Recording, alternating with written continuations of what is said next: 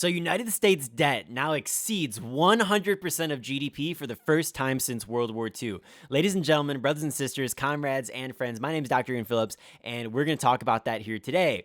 Now, what do we mean when we say this here? What does that mean? Well, a couple things that we want to break down. And the first thing is that this is a little bit misleading, just a smidge misleading here. Back in 2012, the United States debt exceeded 100% of GDP. However, that included intragovernmental debt, which means that let's say that Social Security collects, $10 million, but they only needed $100 million. They can loan that extra $10 million out to other parties, to other governmental, organizations and departments, and then it's technically considered intragovernmental debt. And that happened back in 2012.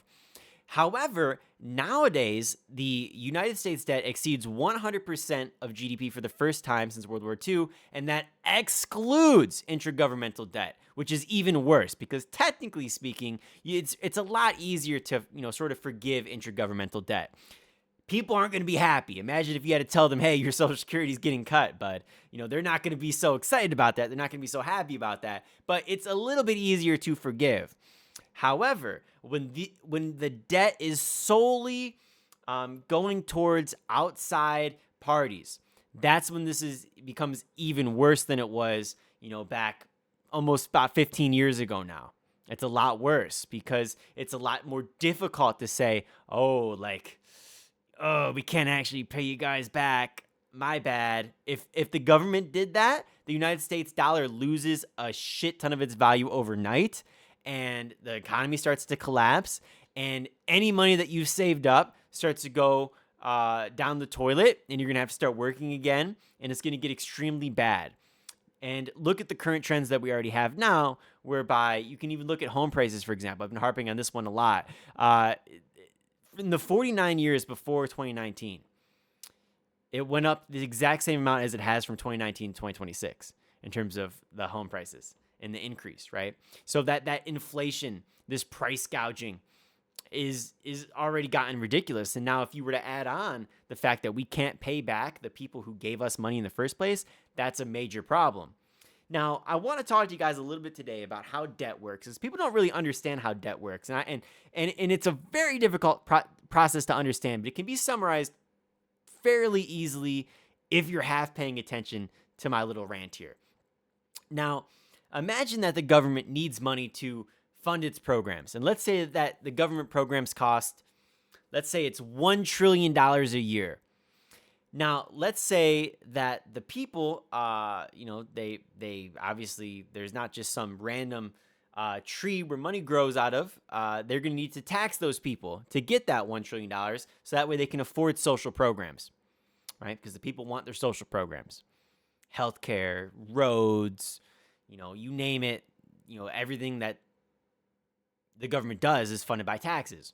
And so what you need is to tax the people. They give you that money. And then ideally the deficit, right, which is, you want it to be at zero, meaning that you're not spending more than what you bring in. So if you need to spend $1 trillion, you got to bring in $1 trillion.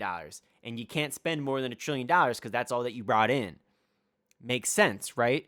If you're a logical person, that makes sense. You can't spend more money than what you're bringing in. That doesn't make much sense now, does it? However, the United States, what do? Well, instead of spending, $1 trillion, and maybe we spend $2 trillion. And you're like, oh, that's kind of crazy. So we have $2 trillion worth of programs, but we're only bringing in $1 trillion. So how do you afford it?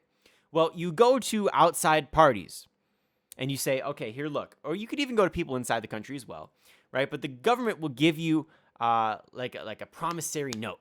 It's essentially saying, look, like you can purchase this bill here for, let's say, $100. And you can purchase many of them as you want. And every single year, that $100 note is going to increase in its value by 3%, right? And we back that up. We give you our guarantee that we're going to keep paying you, right? And so, away they go. They start issuing funds, these promissory notes.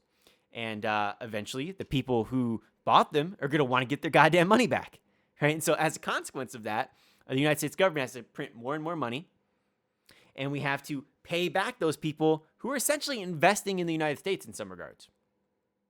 Now, unfortunately, as this may seem, we can't print, I guess, as fortunate as it may seem, we can't print unlimited money. That's not really that feasible. And so what do we do instead? Well, we keep spending crazy and crazy and crazy. And so what do? We have to issue, and these people want to get paid back. Remember that. These investors, they want to get paid back. So you have to actually issue more debt to more people to pay back existing investors.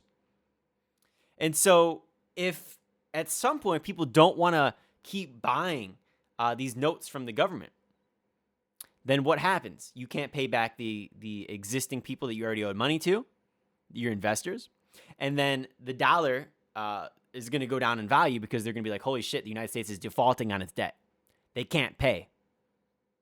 And that's a major problem. And so essentially what we've created is a Ponzi scheme in this country. Everybody always likes to talk about what a Ponzi scheme is. That's what a Ponzi scheme is, right? You're trying to get new investors to pay back the old investors and so on and so forth. It's illegal. You can't have Ponzi schemes, but the United States government is a Ponzi scheme by definition.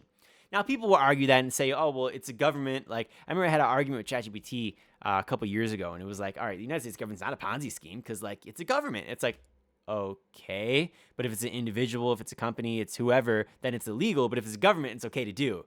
Like, no, as far as I'm concerned, it's a Ponzi scheme. It's something that we should not be doing. But we've dug ourselves so much into a hole now that there's almost no recovering. When your debt now exceeds 100% of GDP, that's actually crazy. And, what does that number mean necessarily?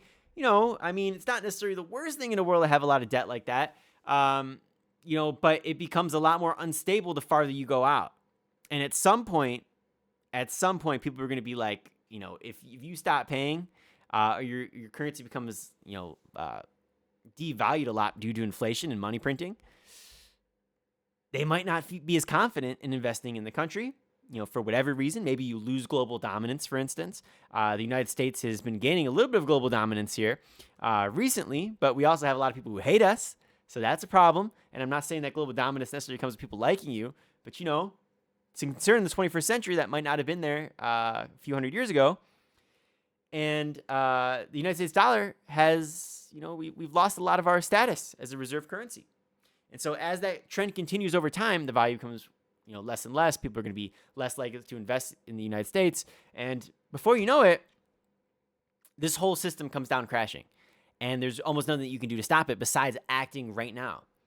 So that's not inherently a bad thing if you can pay people back. But you don't want to have that much of it. You want to try to avoid it as much as possible. Obviously, it's a liability. It's a burden, right? It's like, yes, you could afford a house that's, let's say, comfortably afford a house that's, I don't know, let's say you make, $50,000 a year. You can relatively comfortably afford a house that's $150,000 to $200,000 a year. It's like, you might be approved to do a house that's $450,000 a year. It's like, but, you're going to be stretched. That's a crazy amount of liability. And so even if you could afford it, and maybe there's some financial loopholes, you maybe afford it some more. You do interest-only loans, for example. It's probably not in your best interest, right? And you might only be able to get away with it for so long. And if some catastrophe happens, well, then the whole system blows up. So that's essentially what the United States government's doing here, and that's very, very bad. And, as a historian and somebody who's been following this for years, it never works out in the end. This is why we should have went back to, to like a gold standard, to move away from fiat currency, to say, all right, our money's not going to be based on anything. At the very least, like, we have some gold or silver, some physical, tangible assets here. And maybe we have some debt, but at the end of the day, at least we have our coffers filled with some good stuff. And so the fiat currency thing only exacerbates things. And we got money. It's like, that's just imaginary and fake at this point. And the whole system can collapse so much easier, it just feels like to me.